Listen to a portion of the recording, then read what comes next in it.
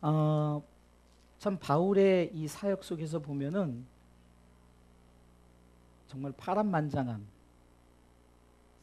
힘들고 어려운 중에서도 자기 자신의 모든 것을 희생하면서 사역을 하나님의 일을 위해서라면은 예수 그리스도를 증거하는 일이 있어서 정말 자신의 생명까지 심지어는 죽을 각오까지 하면서 어쩌면은 예정된 고난 다 내가 그것을 겪을 것을 알면서도 스스로 예루살렘으로 들어가고 심지어 로마에까지 가는, 그러면서 바울이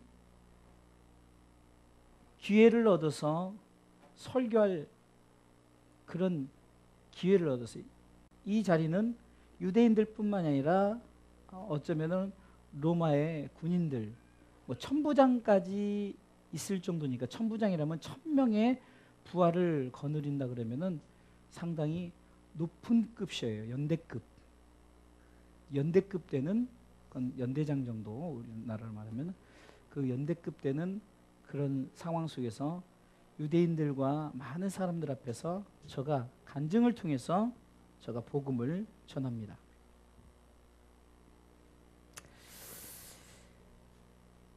이 바울이라는 사람이 헬라 말도 하고 히브리 말도 하고, 그러니까 많은 사람들이 야 정말로 저 사람은 도대체 누군데 여러 나라 말을 하면서 이렇게 많은 회중 앞에서 저렇게 말을 할까 하면서 이제 저들이 귀를 기울여 바울의 간증을 듣기 시작합니다. 바울의 간증을 통해서는 크게 세 가지로 볼 수 있는데, 첫 번째 바울의 간증은 예수님을 믿기 전, 곧 예수님을 영접하기 전에 자기 자신의 모습을 간증합니다. 3절 말씀, 4절 말씀, 5절 말씀까지 읽어보겠습니다. 읽습니다. 나는 유대인으로 길리기아 다수에서 났고 이성에서 자라 가말리알의 문화에서 우리 조상들의 율법에 엄한 교훈을 받았고 오늘 너희 모든 사람처럼 하나님께 대하여 열심하는 자라. 내가 이도를 핍박하여 사람을 죽이기까지 하고 남녀를 결박하여 옥에 넘겼노니 이에 대제사장과 모든 장로들이 내 증인이라. 또 내가 저희에게서 다메섹 형제들에게 가는 공문을 받아가지고 거기 있는 자들도 결박하여 예루살렘에 끌어다가 형벌받게 하려고 가더니, 이것이 요 말씀까지가 바울이 예수 믿기 전의 모습에 대한 간증을 합니다. 저의 태생을 볼 때 빌립보서 3장에 그가 자기의 스펙을 말할 때 이렇게 말합니다. 빌립보 3장에 4절에 그러나 나도 육체를 신뢰할 만하니, 자기 자신 나도 이렇게 할 말이 있다. 내 자신의 스펙은 이렇다라고 이렇게 말합니다. 다 같이 읽습니다. 4절 읽습니다. 그러나 나도 육체를 신뢰할 만하니 만일 누구든지 다른 이가 육체를 신뢰할 것이 있는 줄 생각, 나는 더욱더 그래. 나도 그만큼 자랑할 게 있다는 거예요. 그럼 자신을 얘기합니다. 5절 읽습니다. 내가 8일 만에 할례를 받고, 이것은요 내가 정말로 정통적인 유대의 어떤 그 시작점부터 내가 그렇게 철저하게 유대 교육을 받았다는 거죠. 이스라엘의 족속이요 베냐민의 지파요 히브리인 중에 히브리요 율법으로는 바리새인이요. 어쩌면 5절 6절 이 말씀을 통해서 자기 자신의 오늘 본문에 3절 4절 5절이 나오는 이 부분을 자기가 나는 이런 사람이라고 말하는 거예요. 자신의 출생 성분을 얘기하면서 자신은 유대인이다. 유대인이지만 그러나 내가 유대인 그리고 다소란 성읍, 상당히 성읍이 큰 성읍 중에 하나입니다. 이 성읍에서 내가 자랐고 특별히 그 당시 유대인에서 가장 어쩌면 그 율법 학자로서 최고로 여기는 가말리엘, 그 가말리엘 밑에서 내가 배웠다라고 말합니다.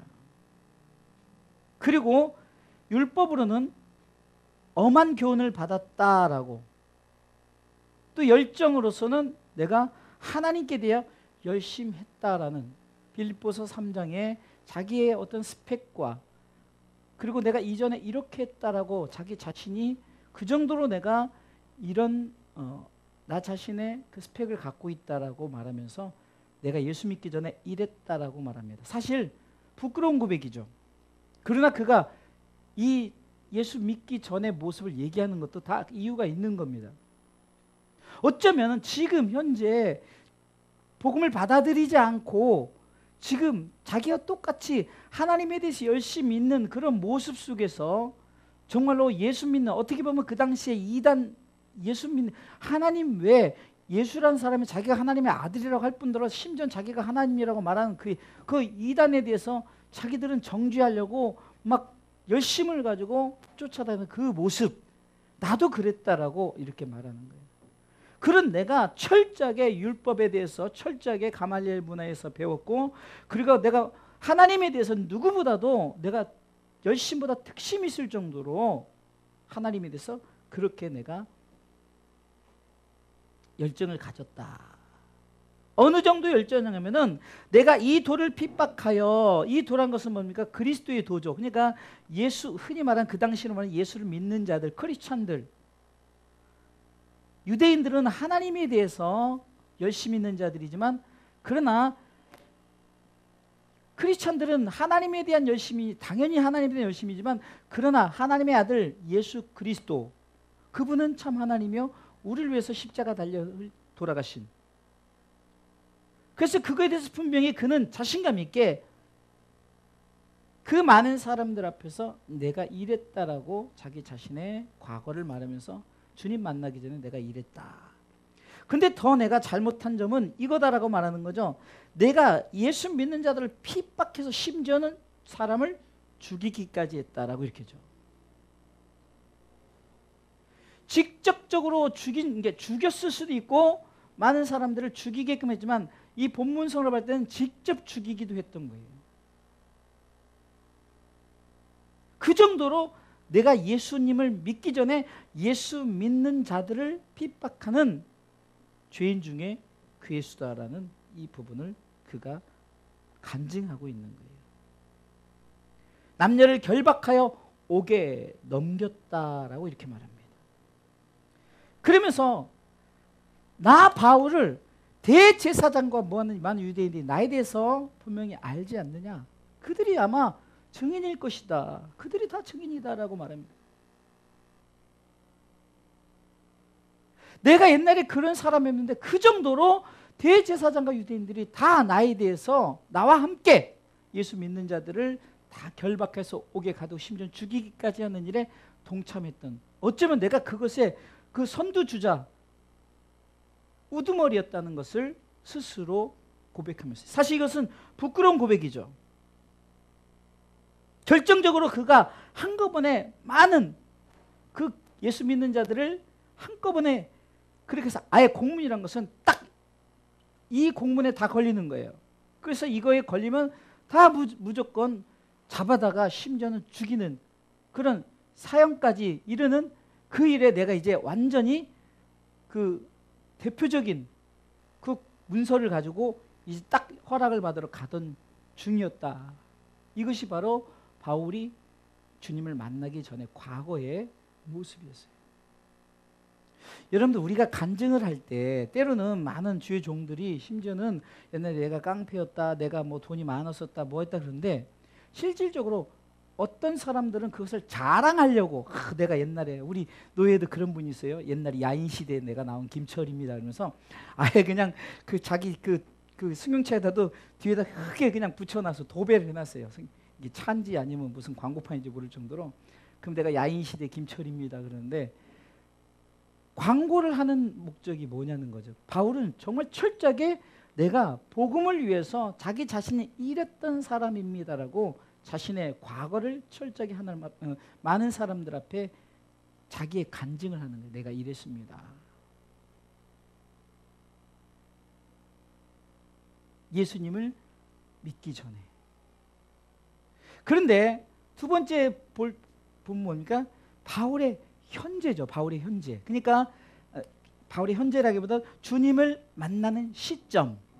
이것은 자세히 사도행전 9장에도 나와 있는데, 사도행전 9장에 나와 있는 것과 오늘 본문과 같이 어쩌면은 추가가 되는 것도 있고 빠진 것들도 있지만 사도행전 9장과 병행해서 이 말씀을 볼 때 이 주님을 만나는 이 시점에서 정말로 그가 주님이 어떤 분으로 오셨는가, 자기에게 빛으로 오셨다는 것을 그가 고백합니다. 실질적으로 빛으로 왔어요. 그런데 이 말씀은 요한복음에 참빛, 각 사람에게 비치는 빛이 있었나니 하면서 예수님이 빛으로 오셨음을 말씀하는 부분. 왜 예수님이 빛으로 오셨을까요? 구름은 구름 타고 오실 수도 있고 보여줄 수도 있고 여러 가지 모습으로 나타날 수도 있는데 바울에게 큰 빛으로 오셨어요. 자, 6절 읽어보겠습니다. 읽습니다. 가는데 다메섹에 가까웠을 때 오정쯤 되어 호련히 하늘로서 큰 빛이 나를 둘러 비치매. 큰 빛이 나를 둘러 비췄다. 이 빛은 어느 정도의 빛이냐? 그 빛이 비치자마자 내가 그 빛을 받는 순간 내가 깜깜해져 버리는 엄청난 빛인 거예요. 마치 우리가 태양을 직접적으로 계속 바라보고 있을 때 눈이 멀어버리는 것처럼 그런 완전히 눈이 머는 그 주님을 볼 수 없는 그런, 가히 볼 수 없어서 그냥 음성만 들을 수밖에 없는 그런 상황. 왜 그렇게 오셨는가? 자기 자신의 나약함과 자기 자신의 연약함, 나는 아무것도 할 수 없습니다, 자기 자신을 다 내려놓고 정말 주님 앞에서 나는 아무것도 아닙니다 라고 그가 바짝 엎드릴 수밖에 없는, 그렇게 빛으로 그분은 우리 가운데 오셨어요. 빛의 역할 속에 우리 가운데 광명을 주는 역할도 있지만 먼저는 빛 속에 우리가 그 빛이 너무 찬란하고 환하면요 우리가 어둠이 찾아오죠. 여러분들 우리가 그 태양빛을 보고 밖을 보면 세상이 깜깜하잖아요. 그냥 음성밖에 들을 수 없는 그런 상황 속에서 그는 주님의 음성을 듣습니다. 아무것도 할 수 없는 상황에서 빛으로 오신 예수님을 가히 보지 못하고 그는 예수님의 음성을 듣는데, 예수님과의 대화 속에서 7절 말씀 읽습니다. 내가 땅에 엎드러져 들으니 소리서 그러되 사울아 사울아 네가 왜 나를 핍박하느냐 하시거늘. 주님은 정확하게 이 바울에 대한, 물론 그 당시에는 바울이 아니라 사울이었죠. 사울아 사울아 두 번 부르면서 네가 왜 나를 핍박하는, 정확하게 짚어서 얘기하는 거예요. 깜짝 놀란 거죠. 자기의 그 주님을 만나기 전의 모습 속에서는 철저하게 주님을 핍박하는 자였어요. 그러게 그가 빌립보서 3장을 통해서도 그가 이렇게 말하잖아요. 6절에 빌립보 3장 6절 열심으로는 교회를 핍박하고, 교회는 바로 몸된 예수 그리스도죠. 예수 믿는 자들을 핍박했는데 주님은 왜 나를 핍박하느냐라고 말하는 거예요. 여러분들 교회의 핍박은, 성도의 핍박은 곧 예수님을 핍박하는 것입니다. 지금도요 많은 그 힘을 가졌던 자들이 교회를 핍박하기도 하고 또 심지어는 주의 종들을 핍박하고 성도들을 핍박하는데, 여러분들 이 죄를 하나님이, 주님이 가만 보실까요? 어쩌면 이 바울은 그나마 하나님이 택한, 하나님의 일꾼으로 세우려고 그랬기 때문에 이렇게 하나님 앞에 다시 회심할 수 있는 그 기회를 주었지만, 지금도 많은 믿는 자들을, 교회를 핍박하고 믿는 자들을 핍박하고 주의 종들을 핍박하는 그런 자들이 나중에 그거에 대해서 하나님 앞에 그 벌을 다 어떻게 감당할까요?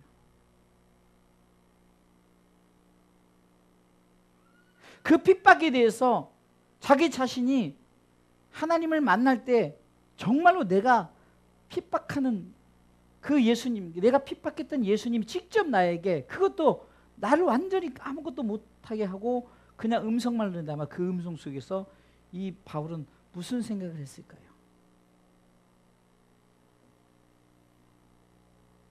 자요, 얼마나 당황했으면 사울아 사울아 네가 왜 나를 핍박하느냐 이렇게 했을 때 누굽니까? 라고 말해요. 누굽니까? 몰라서 누굽니까 했을까요?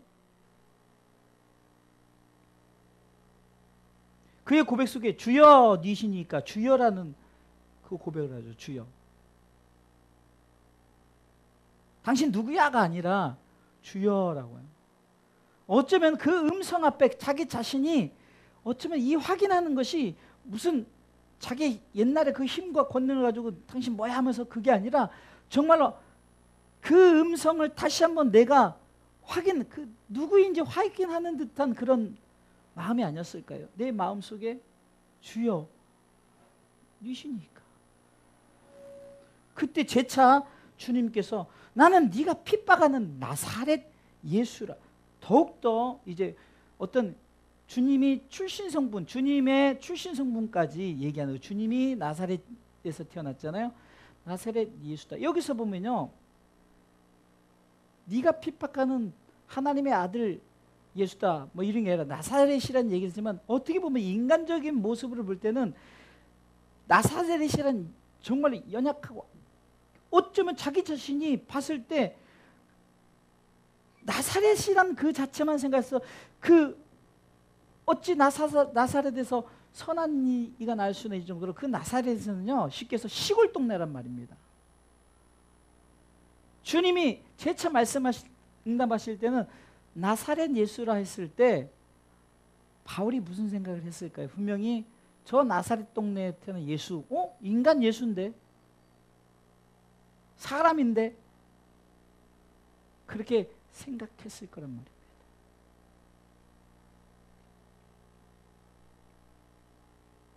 그러니까 주님을 만나는 시점에서 우리가 무엇을 생각해야 됩니까? 그 주님은 어떻게 빛으로 오셨다는 이 부분 속에서는 하나님이 우리 가운데 요한복음에서 말씀하는 참빛 각 사람에게 비치는 빛이 있었나니. 요한복음 1장 보겠습니다.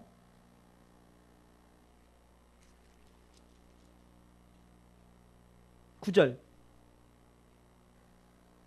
있습니다. 참빛 곧 세상에 와서 각 사람에게 비치는 빛이 있었나니 그가 세상에 계셨으며 세상은 그로 말미암아 지음 바 됐을 때 세상이 그를 알지 못해. 여기서 빛으로 오신 예수님에 대해서는 창조주 하나님, 이분은 창조주 하나님이다라는 것을 말하지만 나사렛 예수다라고 스스로 말하는 이 부분 속에서는 뭡니까? 인간 예수를 말하는 거. 인간 예수.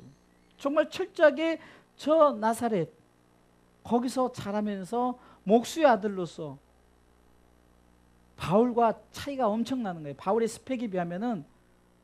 그런데도 그는 그의 음성 앞에서 자기 자신이 엎드려서 땅에 엎드려서 그냥 음성만 들을 수밖에 없는 그런 상황입니다.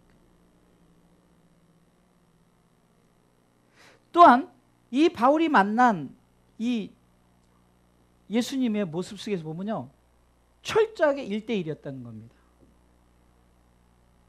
9절 보겠습니다. 있습니다. 나와 함께 있는 사람들이 빛은 보면서도 나더러 말하시는 이 소리는 듣지 못하더라. 주님은요 여러분들을 만나 주실 때 몇 대 1로 만나 주시지 않아요. 절대 몇 대 1로 만나지 않습니다. 다 하나님은 각자 하나님께서 자 수십만 명이 모인 집회 가운데 다 은혜 받지만 주님은 다 각자 만나 주셔요. 다 각자. 그래서 주님은 전능하신 하나님의 아들인 거예요. 지금 바울이 주님을 만나는 장면 속에서 다른 사람들은 빛만 봤어요. 빛은 볼 수 있죠. 근데 자 보세요. 왜 같은 빛이 임했는데 바울의 눈은 멀고 왜 저들은 눈이 멀지 않았을까요?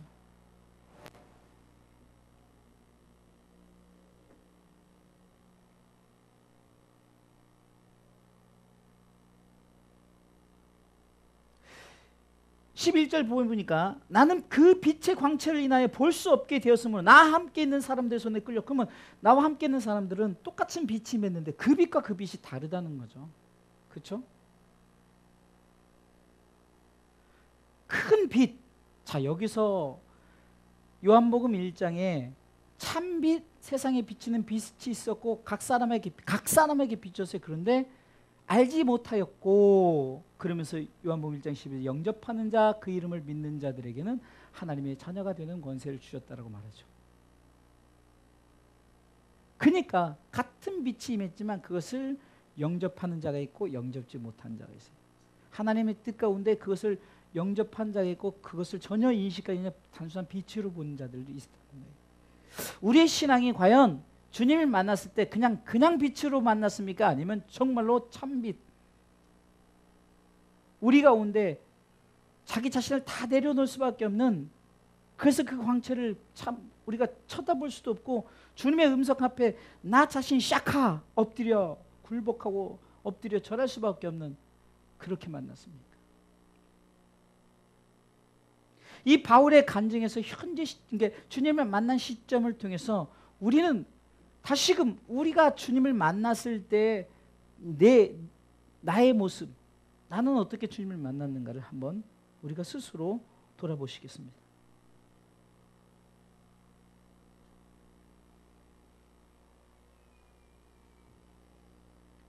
구체적으로 사도행전 9장에서는 이 바울이 주님을 만났을 때를 좀 더 자세히 우리 가운데 말씀하고 있죠. 그것은 우리가 이미 사도행전 9장을 우리가 말씀을 전했기 때문에 그 부분에선 중요한 것은 바울의 주님을 만난 시점, 참빛, 각 사람에게 비치는 빛이 있었지만 그러나 다른 사람이 아니라 바울에게만, 그리고 그 주님의 음성 앞에 아무것도 할 수 없는, 하지만 그 주님은 나는 인간 예수다라고 말하지만 그러나 그의 위엄과 그의 광채 앞에서는 자기 자신을 다 내려놓을 수밖에 없게 되었다는 거예요.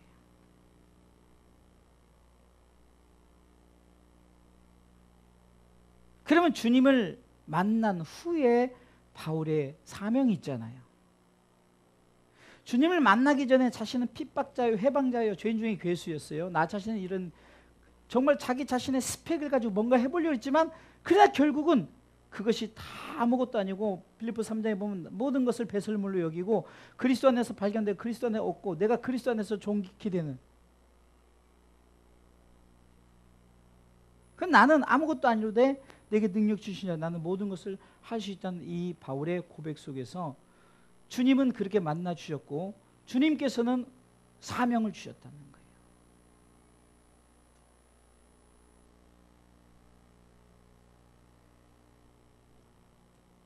사명의 전달자가 있었죠. 누굽니까? 바로 아나니아라는 선지자였습니다. 사도행전 9장 15절에 보면은 아나니아 선지자에게 정말로 이 사울을 왜 택했는가를 분명히 말하고 있습니다. 15절 사도행전에 있습니다. 주께서 가라사대 가라, 이 사람은 내 이름을 이방인과 임금들과 이스라엘 자손들 앞에 전하게 택한 나의 그릇이라라는 거죠. 바울의 사명이 분명히 나와 있어요. 그러게 바울이 내가 예루살렘에 가서 죽을 것도 각오하고 로마에 가야 하리라. 왜? 그것은 하나님이 나 자신을 통해서 유대인들뿐만 아니라 이방인들까지, 그리고 이방인들 어떤 그 통치자들, 임금들, 그 많은 사람들에게 예수 그리스도를 증거하기 위해서 나 자신이 그 전에 예수를 핍박하던 자였다는 것을 대제사장들도 많은 유대인들도 증인이 하지 않느냐면서 분명히 말할 수 있는 거죠. 바울만큼 이렇게 확실하게 자기 자신에 대해서 내가 과거에 이랬다, 내가 그리고 현재 이렇게 주님을 만났고 내가 이런 사명을 가졌다라고 이렇게 확실하게 말할 수 있는 간증자가 없다는 거죠. 우리도 마찬가지입니다. 우리가 간증을 할 때, 여러분들 우리는 가끔 간증할 때 이렇게 보면은 그냥 내가 가난했다가 부자가 됐다, 내가 병들었다 고침을 받았다. 여러분들 가난했다가 부자 된 게 그냥 세상의 간증으로 보면은 그냥 부자 될 수 있어요. 그러나 왜 부자 되겠냐는 거죠. 왜 병을 고쳐서 깨끗이 있음 받겠냐고요. 왜 능력도 없던 자를 능력을 줘서 막 병고침의 역사, 기적의 역사를 일으키게 했냐는 거죠. 바울은 자기 자신을 철저하게 왜 그렇게 했는가를 알았기 때문에 오직 예수님이 나를 그 많은 사람들에게 내가 그렇게 핍박하던 자였지만 그러나 나를 통해서 다시금 그 내가 핍박하던 예수를 내가 전하기 위해서. 그러니까 이 간증은요, 여러분들 우리가 드려야 될 간증은 확실히 이래야 됩니다. 우리가 드려야 될 간증이 자꾸 우리가 세상적이면 안 돼요. 아니 물질 축복받아서 건강해서 교회 부흥해서 교회 부흥해서 좋은 차 타고 다니고 막 흥청망청 쓰라고 성도들 그냥 폼 잡으라고 교회 부흥시켰나요? 좀 살만하니까 개밥하다 아볼로 파다 하면서 당파 줘서 싸우고 막 서로 용역 데려가서 두들겨 패고 이러려고. 간증은요 내 자랑이 아니라 어쩜 바울처럼 철저하게 과거에 나는 어땠다, 현재 나를 어떻게 내가 주님을 만났다, 그리고 내가 나를 통해서 사명이 뭐다, 이것이 확실해야 돼요. 간증 보면요 뭐 자기 자랑하다 끝내요. 핵심이 없어요. 가끔 그래요. 막 그런 간증 보면은 우리는 야 대단하다 그러지만요, 어떻게 보면 내가 늘 말씀드려요, 평범하게 예수 잘 믿고 복음을 산 것이 훨씬 난 거예요. 꼭 그냥 막 지나간 차에 한번 치이고 막 완전히 사경을 헤매고 이래야 간증이 되는 게 아니에요.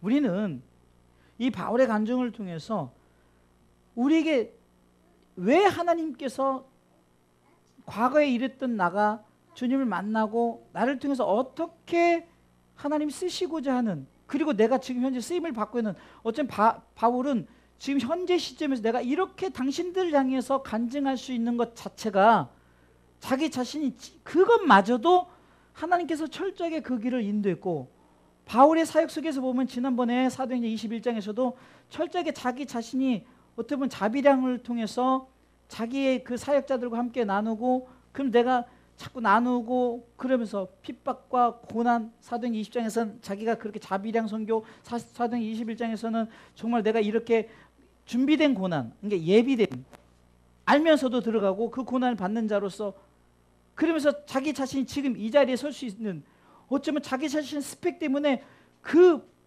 바울에게 간증할 수 있는 권한이 부여됐어요. 그래서 그가 간증합니다. 이 간증을 통해서 누구를 위한 간증이요, 누구를 향한 간증일까요? 바로 그것은 예수님을, 그러니까 하나님 독생자들 예수 그리스도를 위한 간증이요, 바로 믿지 않는 자들을 향한, 잘못된 열심을 가진 유대인들을 향한, 믿지 않는 이방인들을 향한 간증이었다는 거예요.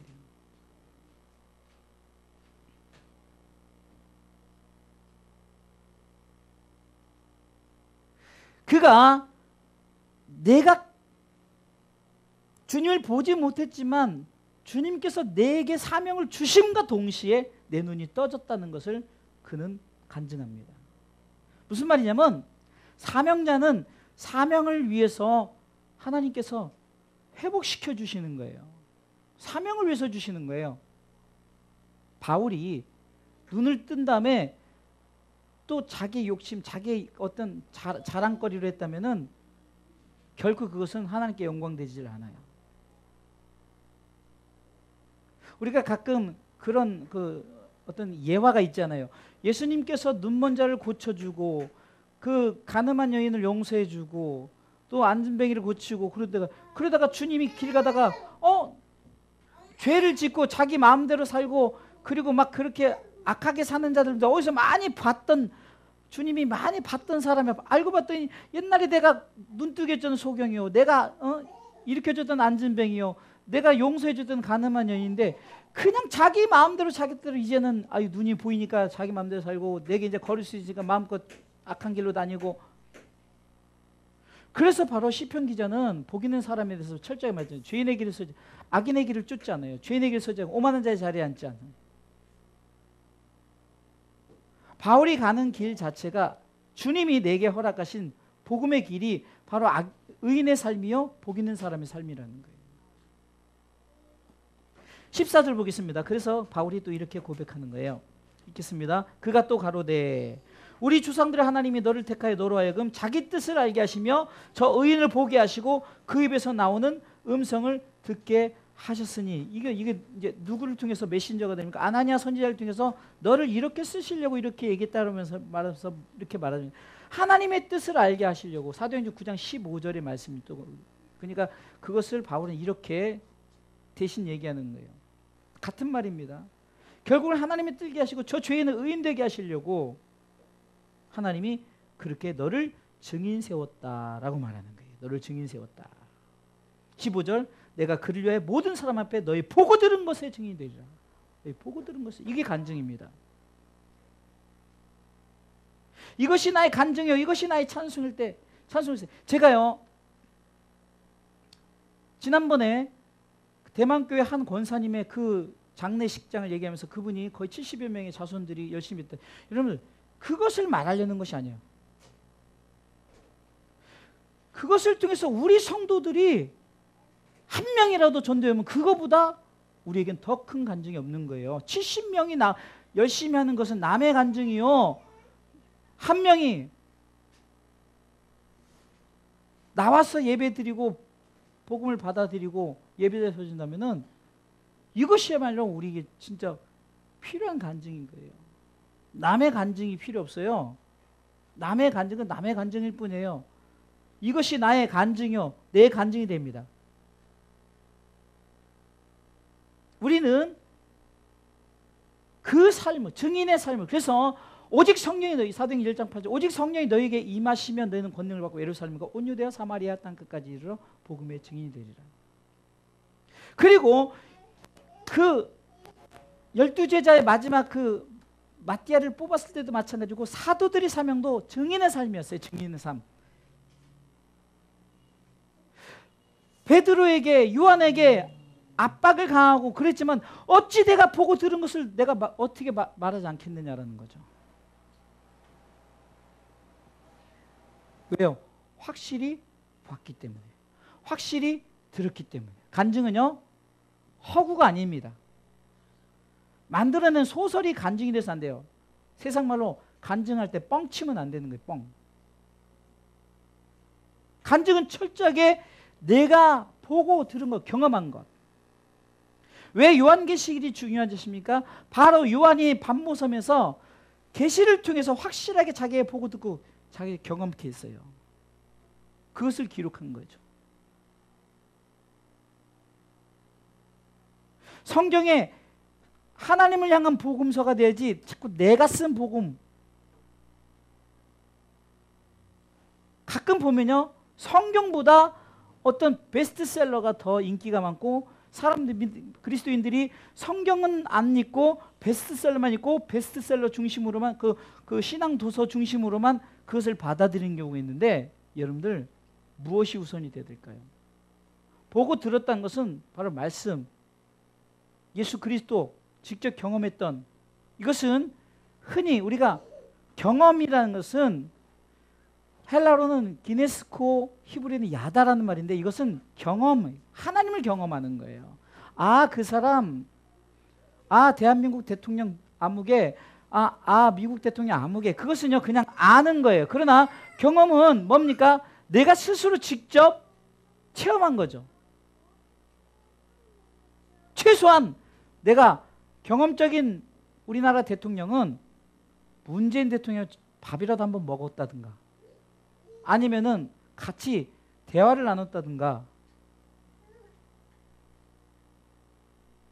문재인 대통령이 그냥 우리 앞집에 지나간 것이 경험이 될 수는 없어요.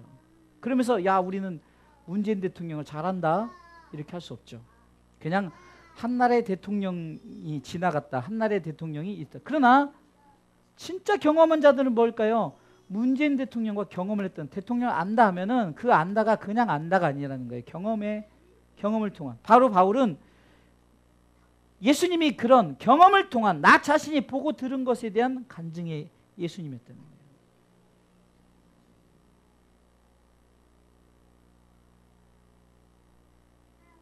결론적으로 말씀을 드리겠습니다.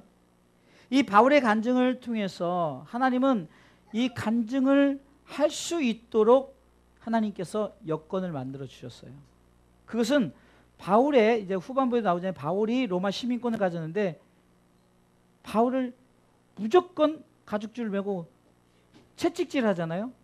이런 모습 속에서 바울은 그때 자신의 스펙을 딱 내면서 지금 내가 누군데 나를 채찍질 하느냐라면서, 여러분들 이 부분에서요 이제 어쩌면은 로마를 향한 하나님의 계획이 들어갔어요. 아무것도 아닌 것 같지만 우리가 오늘 본문의 후반부에 읽었던 부분이 결국은 이 일로 인해서 이 바울이 어떻게 합니까?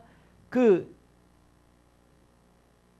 로마의 총독에게까지, 왜냐하면 이 문제를 가지고 여기서 해결할 수 없게끔 만들어버려요. 그래서 결국은 로마에까지 가게 만드는데 로마에까지 감에 있어서 이 바울을 죽이려는 자들이 바울을 어떻게 해서든지 죽이려고 밥도 안 먹고 그런 자들이 있었어요. 그래서 호송을 해야 돼요. 호송을. 그래서 기병 마병해가지고 수백 명이 호위해가지고 로마에까지 가게 만들어요. 이게 하나님의 복음을 향한 하나님의 그 역사입니다. 하나님은 내가 분명히 사도행전 9장 15절에서 내가 임금들과 자손들과 이방인들의 복음을 전해 택한다. 그것을 약속 지키기 위해서 거기서 바울을 죽이지 않아요. 하필은 바울이 그때 딱 마치 암행어사 마패를 꺼내듯이 나 로마 사람이다 딱 해버리는 거예요. 그러니까 이들이 꼼짝 못하는 거예요.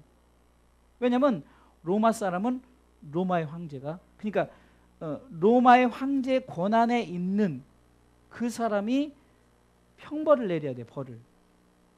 쉽게 해서요, 미국의 시민권을 가진 자는 미국의 법에 그 제한을 받는 거지 대한민국 법으로 그 미국 사람을, 그래서요 여러분 옛날에 이태원 살인 사건 아시잖아요. 당연히 잘못한 거예요. 그럼에도 불구하고 우리나라에서 아무 할 수 없어요. 그게 바로 지금 바울이 복음을 위해서 자기 스펙을 하나님이 쓰시는, 그러면 이것은 하나님이 그렇게 바울을 통해 쓰시게끔 미리 다 예정하시고 준비했어요. 무엇을 위해서?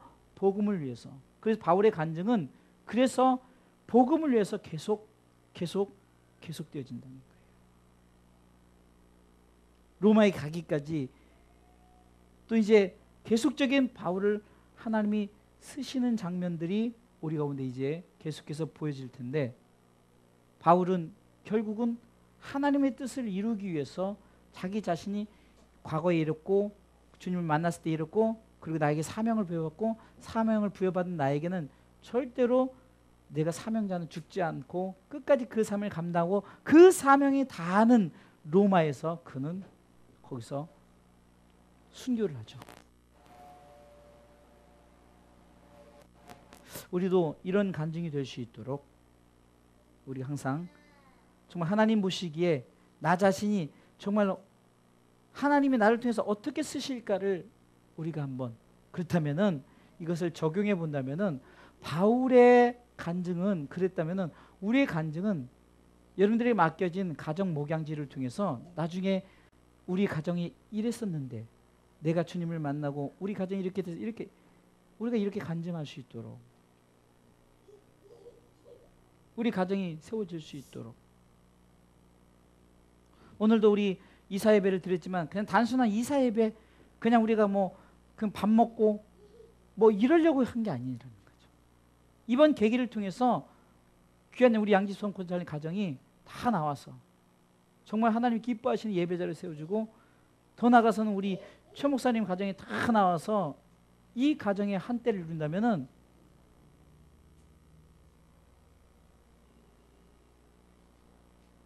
대만교회 그 권사님 뭐 그분이 뭐가 부럽겠냐고요. 우리도 그렇게 하고 있는데. 그래서 우리도 이런 간증할 수 있도록 미리 기도하고 준비하셔서 나중에 이런 간증을 할 수 있도록 하나님께 영광된 고백이 되어줄 수 있도록 우리가 정말 우리도 이렇게 멋진 간증할 수 있도록 바울처럼, 뭐 바울은 바울대로 우리는 우리대로 하나님 앞에 반드시 쓰임받을 줄 믿고 복음을 향한 여러분들의 간증을 기대합니다. 우리가 한번 그것을 놓고 우리가 함께 기도하면서 나가기를 간절히 부탁합니다.